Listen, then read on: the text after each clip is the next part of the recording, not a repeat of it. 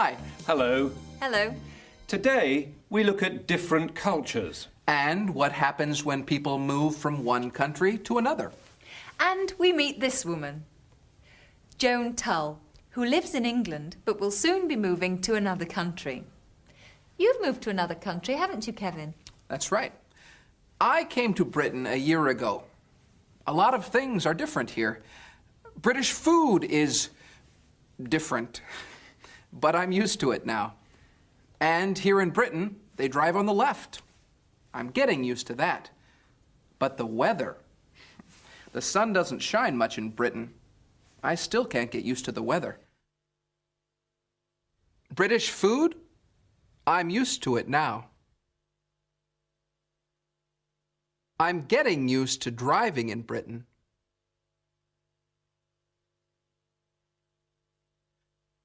British weather? I can't get used to that.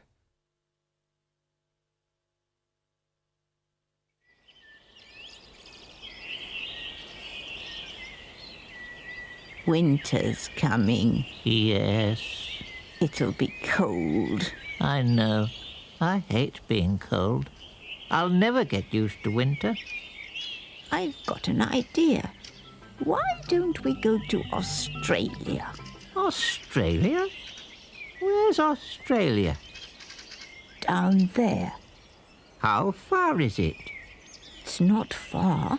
Come on. Okay. Just think. This time tomorrow we'll be sitting in the sun. We'll be lying on the beach. We'll be Australia. Already? It's still cold. And the sun isn't shining. Yes, Australia's just like home.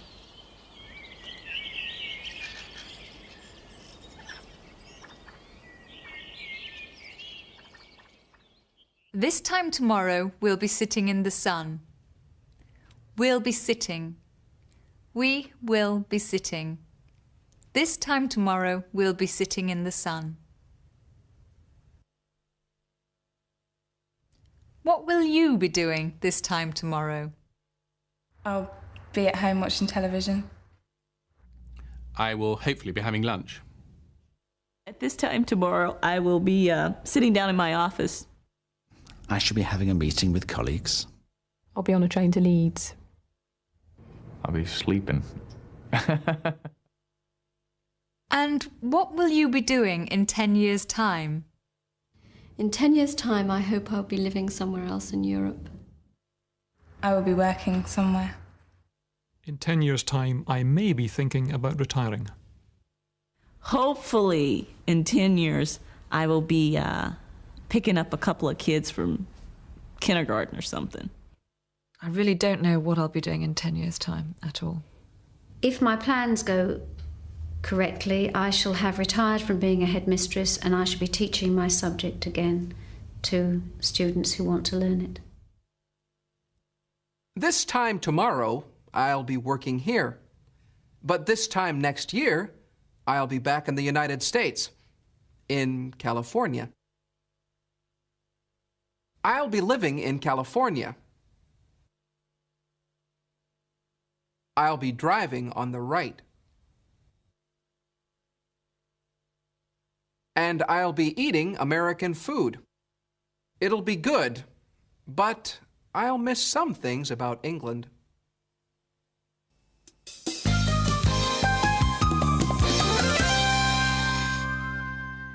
VSO, Voluntary Service Overseas, is a British organisation which trains people to work in other countries.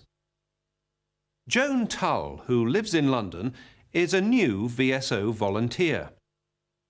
Let's find out where she'll be going and what she'll be doing.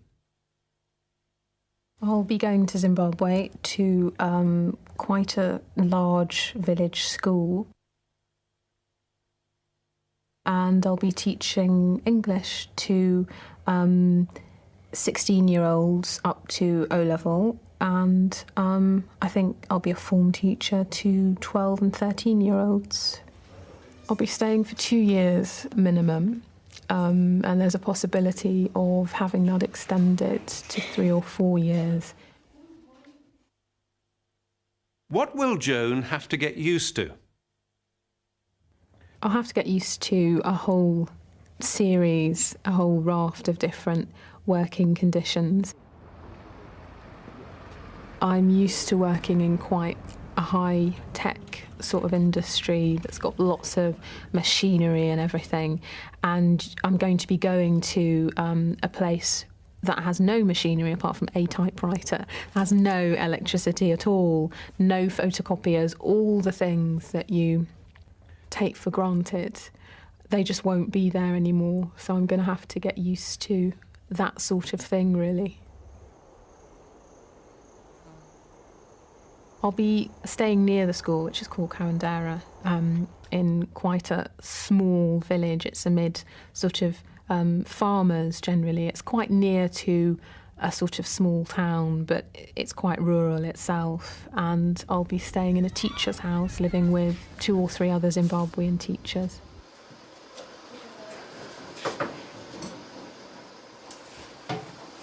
I'll have to get used to not having the variety of different foods that you have here, like 20 different varieties of breakfast cereal and all the food that you could possibly want and can think of, you can have here. And the range of food there is much smaller.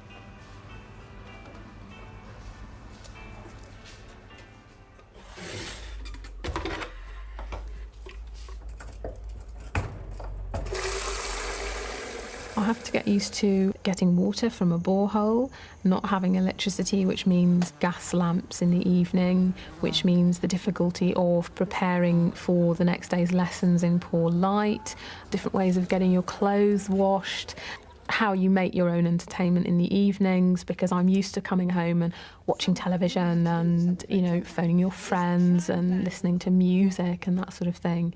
And there'll be sort of quite big differences like that I'll have to get used to. No, I had to have 8, I must have had more than 12 actually. I had 8 different sorts of courses of injections. I'll miss shopping for clothes in my favourite clothes stores, and I'll miss seeing my friends after work and going to the cinema and going to a club, going to parties, an endless list of things that I can think of that I do without thinking about it really, that I'm going to miss. Joan described what she'll be doing when she goes to Zimbabwe. She'll be teaching English. She'll be living in a teacher's house with 2 or 3 Zimbabwean teachers. Joan realizes that life will be very different from what she's used to. She'll have to get used to different working conditions. And of course, there are things that she'll miss about home. She'll miss shopping for clothes. She'll miss seeing her friends. Joan told us about some of the things she'll miss. But what will be the biggest problem for her? I think there'll be quite a lot of cultural differences, and those are going to be the most difficult things to get used to, because physical things I think you can adapt to really quickly.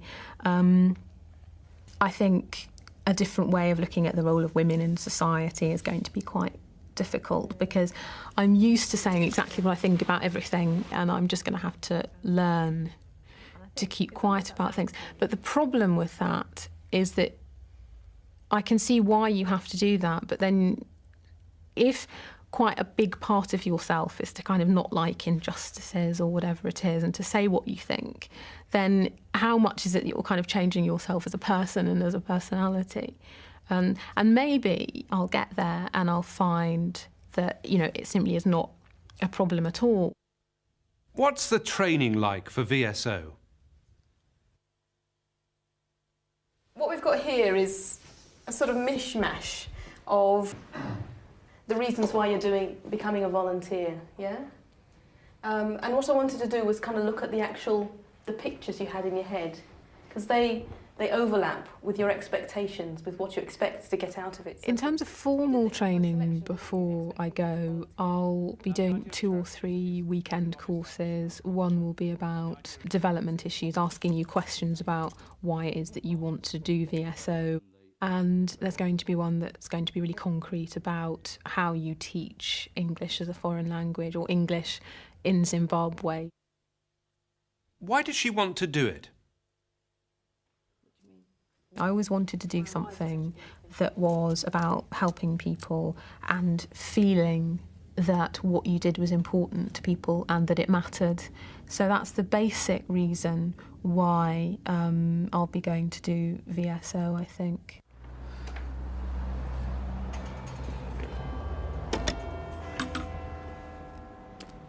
I'm quite looking forward to going to a completely different environment that's different on all sorts of levels, in terms of the culture, in terms of the standard of living.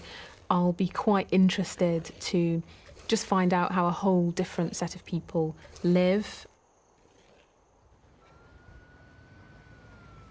I'm looking forward to not being in England because I'm tired of it.